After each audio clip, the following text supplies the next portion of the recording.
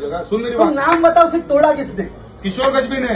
किशोर कैसे कैसे तोड़ेगा? कैसे तोड़ेगा बोले तो कंपनी तुम्हारी थी, उसको राजकारण करना था। अरे कंपनी तुम्हारी थी। नरेंद्र जिचकारनी आपल्या हाताने 2 पानाचं पत्र लिहून दिलं आहे, इथल्या फाईलमध्ये ठेवलेलं आहे, दाखवतो तुम्हाला। त्यांनी ते पत्र दिलं आहे एमटीडीसीला की आम्ही ते पाडलेलं नाही, त्या दिवशी भरपूर वारा वादळ पाऊस होता आणि त्याच्याने ते स्मारक पडलं। एक वस्ती आहे पांढराबोडी नावाची, त्या ठिकाणची एकही झोपडी पडली नाही आणि त्याच्यापासून 50 फुटावर असलेलं हे स्मारक मात्र पडलं, तर तो साफ खोटं बोलत आहे। नमस्कार, तुम्ही बघत आहात नागपूर टुडे। आज आमच्या सोबत आहेत किशोर गजबी, सिनियर काँग्रेस लीडर।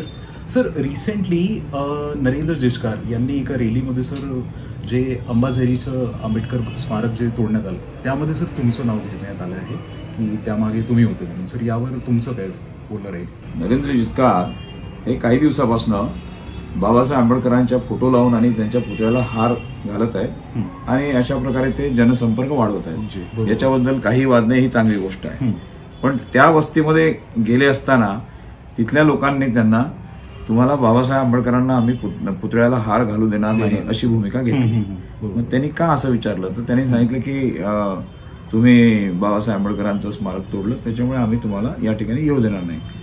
तर ते म्हणाले की मला अधिकार आहे तिथे येण्याचा। तो म्हटलं नाही, हा आमच्या वस्तीतला मामला आहे, त्याच्यामुळे आमच्या वस्तीत आम्ही येऊ देणार नाही। तर त्यांना तिथे प्रवेश करू दिला नाही। मग तो जो मुलगा होता ज्यांनी वाद घातला आणि त्याच्या सोबतीची लोक होते ते असं म्हणाले की तुम्ही बाबासाहेब आंबेडकरांचं स्मारक तोडलं आहे, त्याच्यामुळे आम्ही तुम्हाला नाही येऊ देणार। तर ते म्हणलं मी नाही तोडलं, त्यामुळे कोणी तोडलं? मग त्यामुळे किशोर गजबीने तोडलं, त्यामुळे कशासाठी तोडतील ते?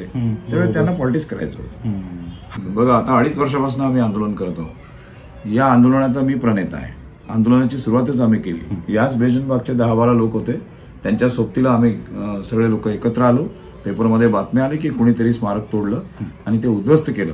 त्याच्यामुळे मग आम्ही सर्व एकत्र आलो। आम्ही कलेक्टर ऑफिसकडे गेलो, पोलीस अधिकाऱ्याकडे गेलो, पोलीस कमिशनरकडे गेलो आणि ते सगळं त्यांना सांगितलं की असं असं झालंय, तर हे जे काम ज्यांनी केलेलं आहे त्यांनी सर्व तमाम आंबेडकरी आणि दलित समाजाच्या भावना दुखावल्या आहेत, तर हे काम करणाऱ्याला अटक करा आणि पकडा, कोण आहे तो। तर त्यांनी ते पोलिसांनी निवेदन तर स्वीकारलं, परंतु कारवाई काही झाली नाही। त्याच्यामुळे सातत्याने ते आंदोलन सुरू झालं।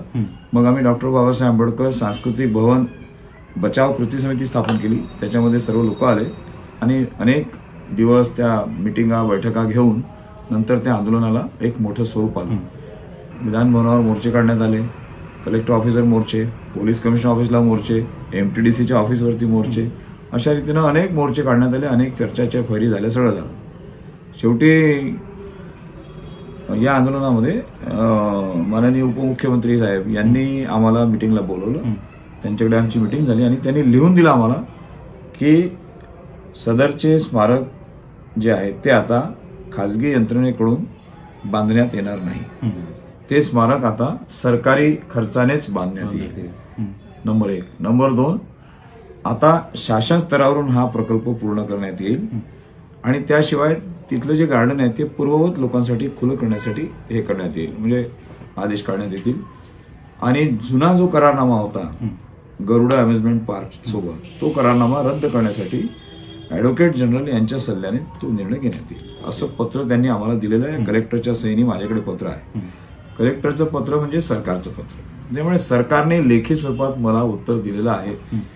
आणि ज्या अर्थी जिल्हाधिकारी आणि माननीय उपमुख्यमंत्री यांनी आमची भूमिका समजावून घेऊन एवढं महत्वाचं पत्र आम्हाला दिलंय, आश्वासन दिलंय शासनाकडून, याचा अर्थ त्याच्या मागे निश्चितच त्यांनी पूर्ण अभ्यास करून ते दिलेलं आहे।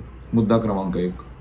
मुद्दा क्रमांक 2 असा आहे की खुद्द नरेंद्र जिचकार यांनीच एक पत्र कलेक्टरला आणि एमटीडीसीला लिहिलं आहे इंग्लिशमध्ये।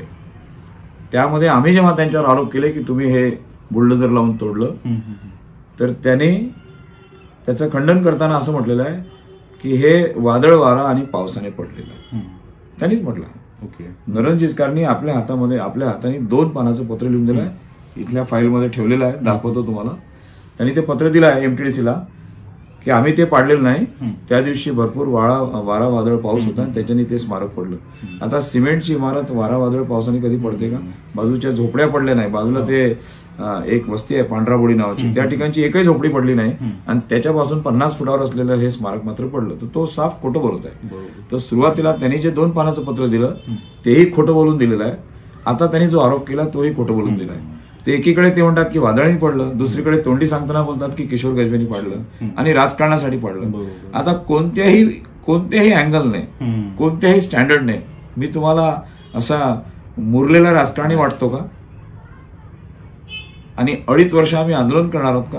कोणता राजकारणी 2.5 वर्ष आंदोलन करतो? कोणीच नाही करत. कोणताच राजकारणी 2.5 वर्ष आंदोलन करत नाही. फार तर 2 किंवा 3 दिवस आंदोलन करून मोकळे होतात, आपल्या कामाला लागतात. आम्ही तिथे 272 दिवस बसलो उपोषणाला, आंदोलन करणार तिथे अंबाझरीच्या साईटवर, ज्या ठिकाणी त्याचं गेट लागलेलं, त्या गेटपासून आतमध्ये आहे.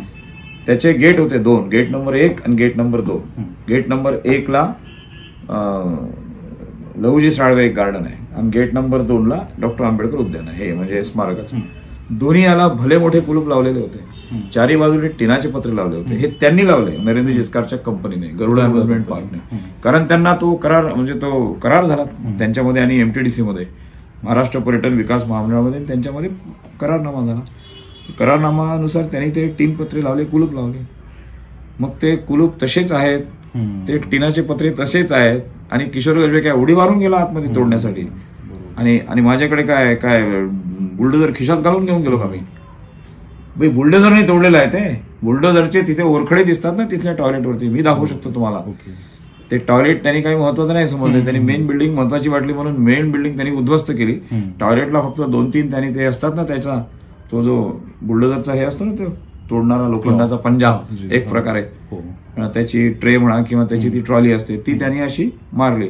त्याचे बरोबर सगळे जखमा त्याच्यावरती किंवा त्याचे ते ओरखडे त्याच्यावर आहेत. तर बुलडोजर त्यांनीच नेलं. आम्ही कसं नेणार बुलडोजर? बुलडोजर तर त्याचे चौकीदार होते ना. तर 24 तास चौकीदार असणाऱ्या जागेवरती आम्ही कसं नेणार? आम्ही काही उडी मारून गेलो, त्याचं कुलूप तुटलं नाही. खोटं बोलत आहे की किशोर गजबेनी तोडलं. आता का असं बोलत आहे? कारण त्याला याचं राजकारण करायचं आहे. तर त्यांना राजकारण करायचं आहे, ते त्यांनी करावं. आम्हाला त्यांनी याच्यामध्ये फोडू नये. मग आम्ही काही सामान्य लोक नाही, आम्ही असामान्य लोक आहोत. आम्ही जर भिडलो तर चांगलेच भिडू. बस एवढंच माझं उत्तर.